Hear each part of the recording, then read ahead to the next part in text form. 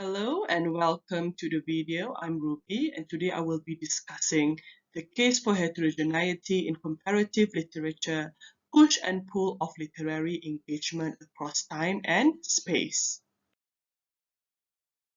There will be three main components in the video. The first one is the definition, what is comparative literature?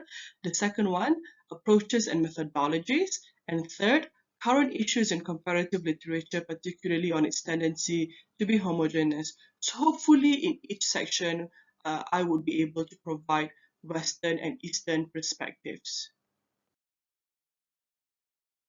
So now let's look at what is comparative literature. I will be referring to the article Could World Literature Be the Future of Comparative Literature, written by Jing Zhao in 2017.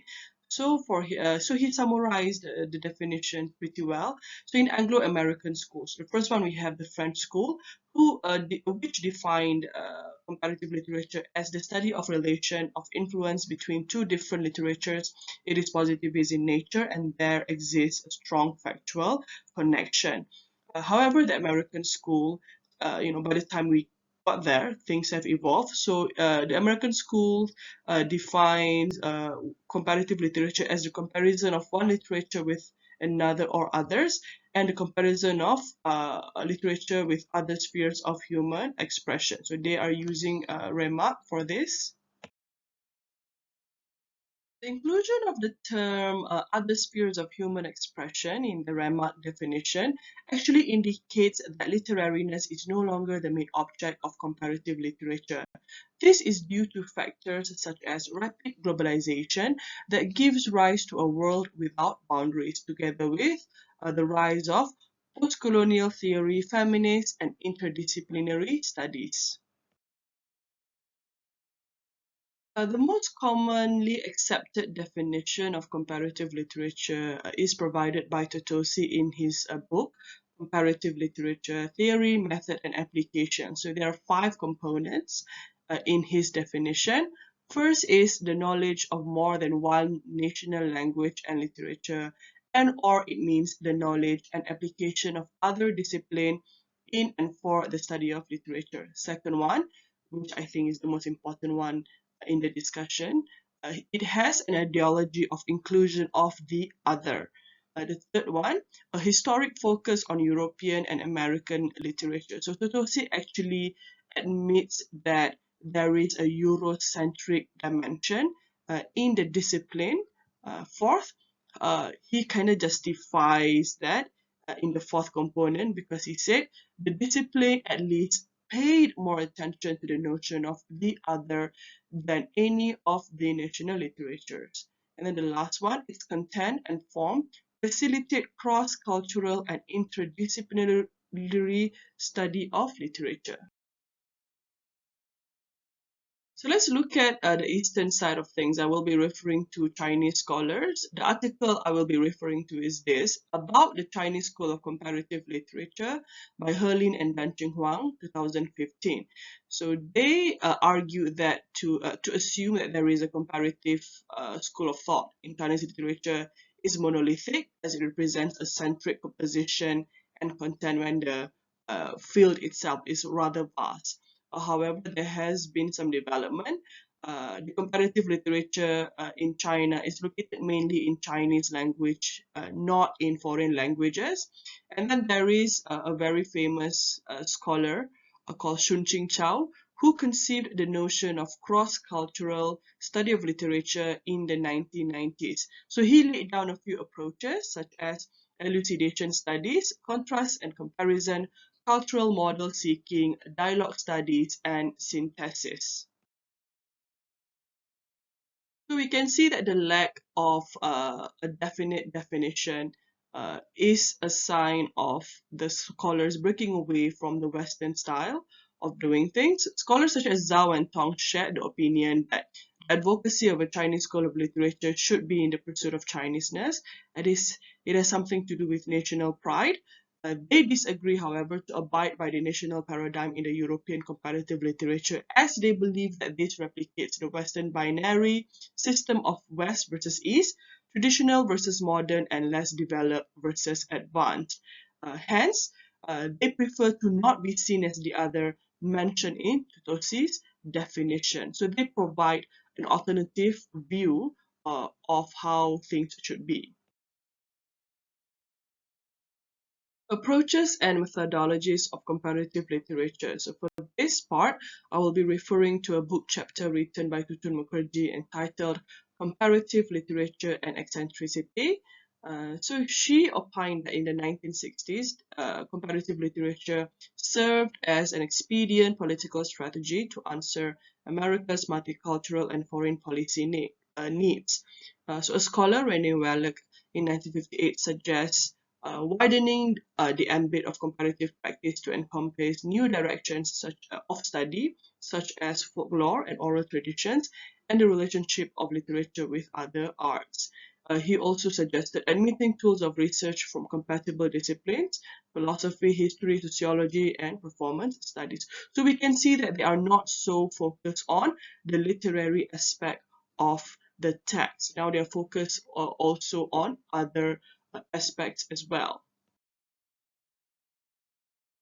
So this led to a conflict between two main methodologies: formalist or literary studies and contextualist cultural studies.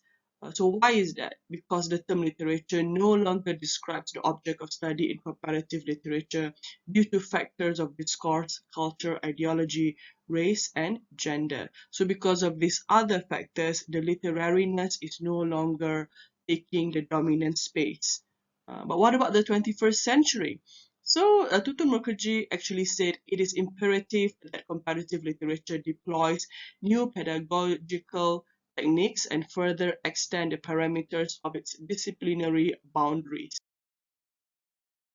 Mukherjee was for inclusiveness and orientation, and she wanted a change in the Eurocentric dominance in comparative literature. So she cited Spivak a few times. So Spivak's broadened critical and analytical methods and promoted greater inclusiveness of non-canonical texts by becoming sensitive to the notion of planetarity. That means we are all living on the planet and we are sharing the same, or we have shared experiences. Interestingly, Mukherjee also introduced the term new literary order. So it's a new concept whereby she explained new means residual, dominant, and emergent elements in culture. Literary, she pulled back the emphasis on literariness. So literature here includes reading, writing, teaching, and learning. Last one, it's order. So order here means alternative condition to escape hegemony and canon by enabling migration and border. So as we can see here, she was actually trying to promote heterogeneity in the field of comparative literature. How can heterogeneity be achieved or be promoted? So Mukherjee also wrote of another concept, eccentricity. So for her, this means moving away from the canonical texts that are usually Eurocentric, and then there is a need for us to breach the binaries of power, privilege, or the hierarchies of hegemony. So why is it important to break this? It is because some canonical texts in the eyes of the Eurocentric audience will always be more valuable than the non-canonical ones. Hence, the inequality will always be there if hegemony continues to be practiced. So what is the method that she suggested? So first, we must develop sensitivity to the text by exploring discourses on otherness, alterity, hybridity, displacement, alienation, marginality, ethnicity, identity, nationalism, regionalism, cultural and linguistic imperialism, and monolinguality. Aside from that, there are also a few interesting Eastern methodologies. So these were mentioned by Herlin and Dan Ching Huang in their article. So first, we have Chun Ching Chao's method of comparing literary categories to transcend the Western influence.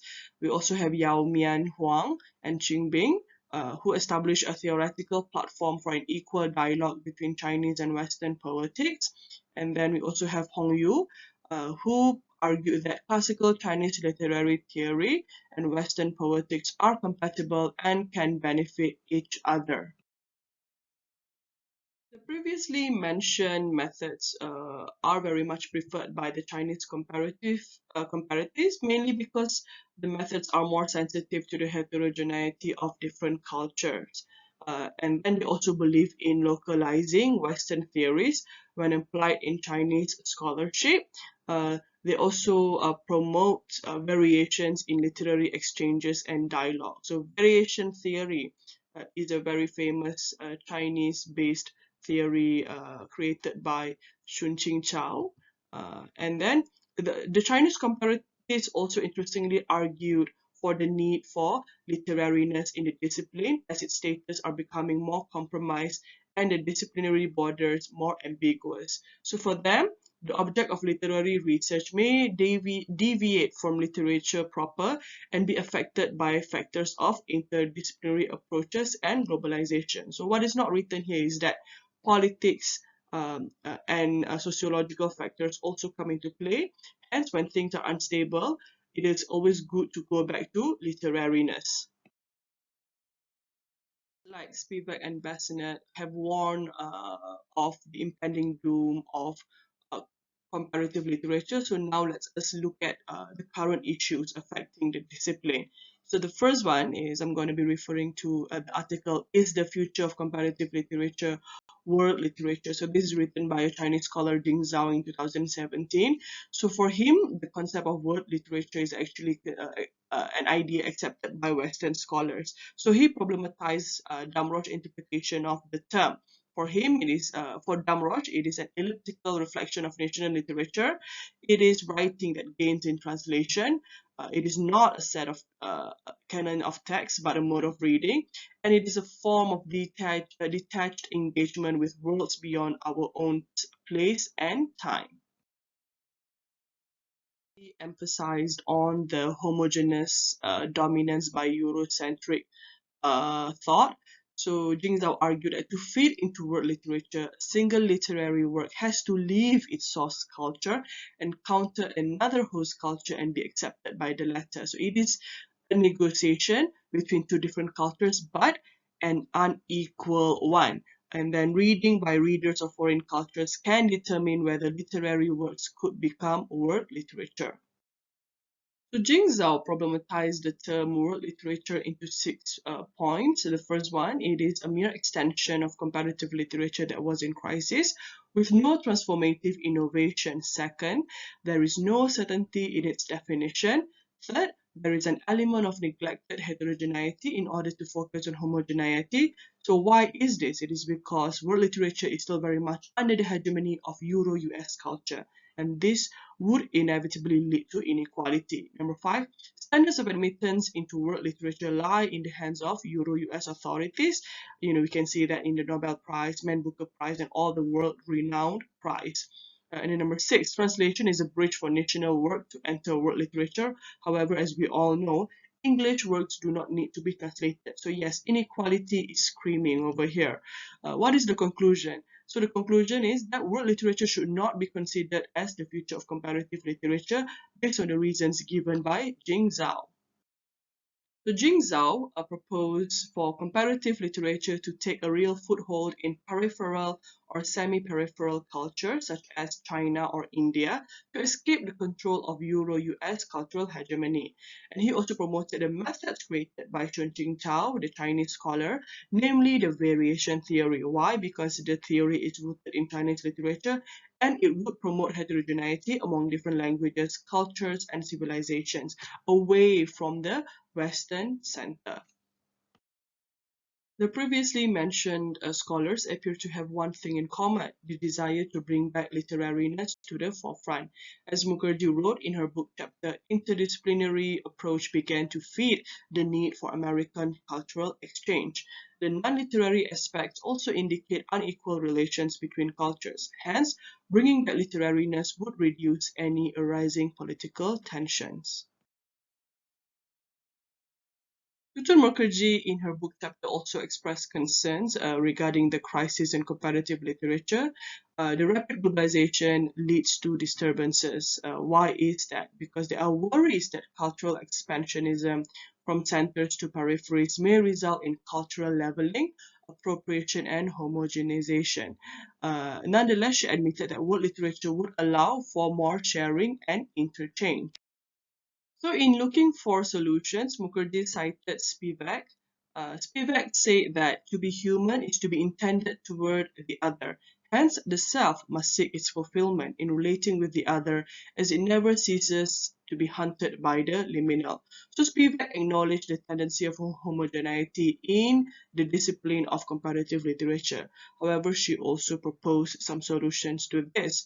So for her, we must accredit the rigor of inclusive reading practices that new knowledge domains demand, which would largely ensure visibility and voice of eccentric subjects and subliminal subjectivities who are not objectified for the forensic gaze. So here it means Eurocentric eyes, but are understood through the metropolitan's ethical responsiveness to authority. Hence, Spivak argued for the avoidance of forensic gaze, away from the Western eyes, and also increase visibility for eccentric subjects and subliminal subjectivities. Hence, everyone, why should there be a case for heterogeneity in the field of comparative literature based on the literary engagements across time and space? Firstly, there is a need for comparative literature as a discipline to break away from Western or Eurocentric homogeneity to ensure its future. Secondly, there is a need to introduce concepts and methods that break away from Eurocentric influence by focusing on peripheral and marginalized voices and breaching the hierarchies of power. Thirdly, comparative literature should no longer posit itself in the Western world to allow for heterogeneity and inclusiveness. Fourthly, literariness should be at the forefront, and factors such as social, political, and cultural that can enable inequality should be set aside. Lastly, sensitivity should be applied in reading literary texts, as mentioned by Spivak and Mukherjee. So yes, there should always be a space for heterogeneity in the discipline of comparative literature. Before I end the video essay, these are my references, the citation for 3 articles I referred to in the video. Thank you for watching.